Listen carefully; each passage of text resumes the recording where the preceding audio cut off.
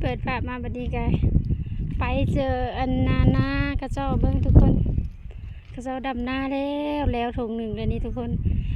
แม่น้องเดือนคิดว่าแดดว่าซ่านอยู่นี่เขาเจ้าดำหน้าดำไห้ดำหน้าหมดเลยเพราะว่าเพิ่นมีน้องซาเนาะเพิ่นมีน้องซาอยู่นี่เพิ่นก็เลยว่าปล่อยเอาน้องซานี่เพิ่นดำหน้าจนแล้วพอแห้งเลยเห็นบ่ทุกคนก็สบายดีเด้อสบายดีและสวัสดีเด้อป้าลุงเหมือนหมู่ทุกคนฝากเป็นกำลังใจให้แม่น้องเดือนเด้อกดไลค์กดแชร์กดติดตามแม่น้องเดือนแน่เพิ่นดำหน้าแล้วนี่ทุกคนอีกคลิปที่สองเลยนี่ทุกคน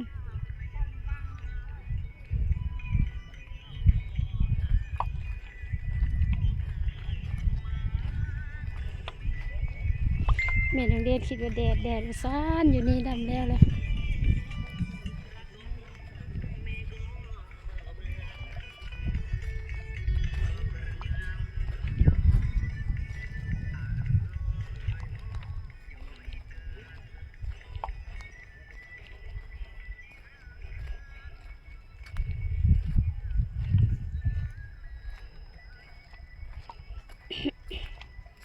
บดเนี่ยแล้วล่ะ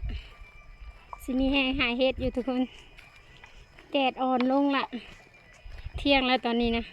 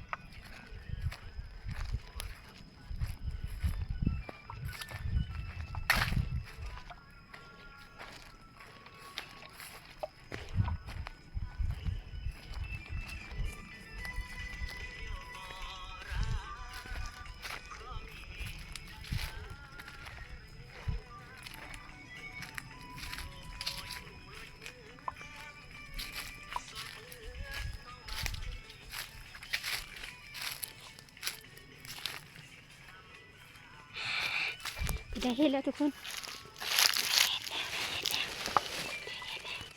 เห็นว่าจะปากเสียงดังด้วยยังไงเขาสิได้ยิน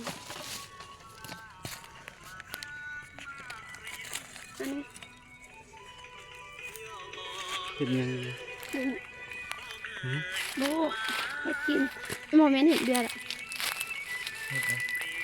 เห็ดนางงัวติ เห็ดลังงัวบ่หรือเห็ดหอมบ่เห็ดนางงัวติตัดตีนมันออกไม่จะได้ขี้ดินมันคือตัดตีนมันออกเลยตัดตีนมันออกแล้วไม่ต้องใส่ในเห็ดปนถ้าเห็ดปนเห็ดแจ่วก็ได้ดิเห็นบ่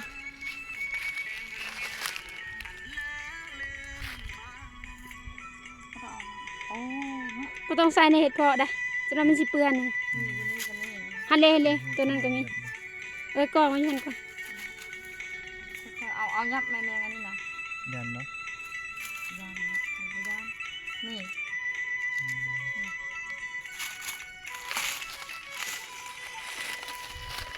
เอาหมดแล้ว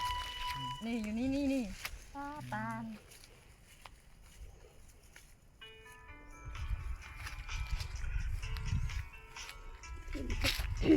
แม่ยังกินนะ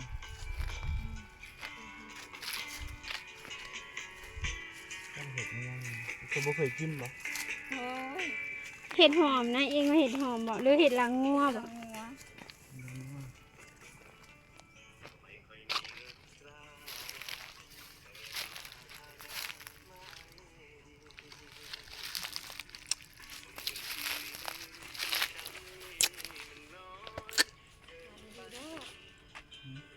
ตัดออกตีนมันนะมันมีถุงยางมาใส่เนาะใช่นี่ยังบ่ดิเอาใบใหม่ก็ได้เอาใบไม้ห่อบ่ใบใหม่ยัง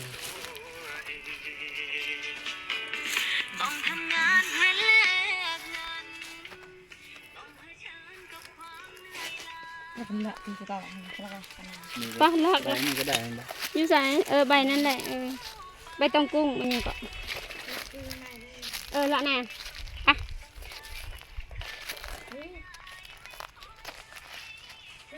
ไปผักนี้แล้วค่อยสิเอาดอกกระเจียวมาแกง ใส่จะเห็นดอกกระเจียวน่ะ บ่ดอกอันนั้นน่ะนะ ดอกอหย่างก็ยอดกระเจียว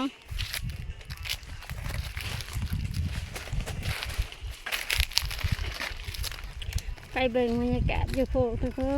นบรรยากาศดีๆเดียวกับบดเดียวกับแดดน่ะ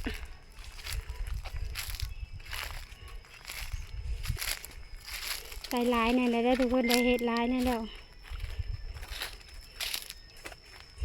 แม่น้องเดือนได้เห็ดลายอยู่ได้นี่เห็นบ่เห็ดปลาลุงเบิ่งเด้อเห็ดเพาะเห็นบ่ในทงยางบ่ได้เสียเงินเลยได้นี่บ่ได้เสียเงินซื้อไปหาเอาเอง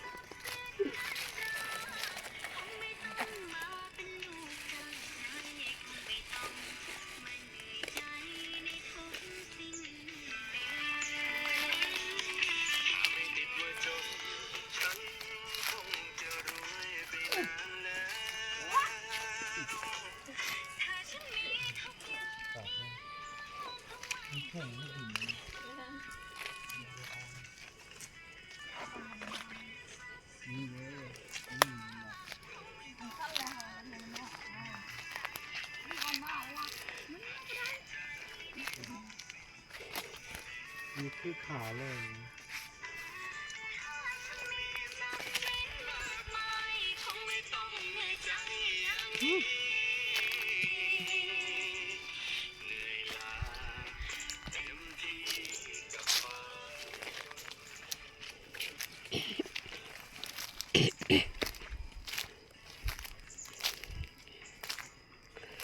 ก็จบคลิปเพียงเท่านี้เนาะผิดพลาดประการใดก็กราบขอโทษขออภัยเด้อไปเจออีกคลิปต่อไป ฝากเป็นกำลังใจให้แม่น้องเดือนในชีวิตคลิปดีๆต่อไปให้ป่าลุงเบิงเด้อ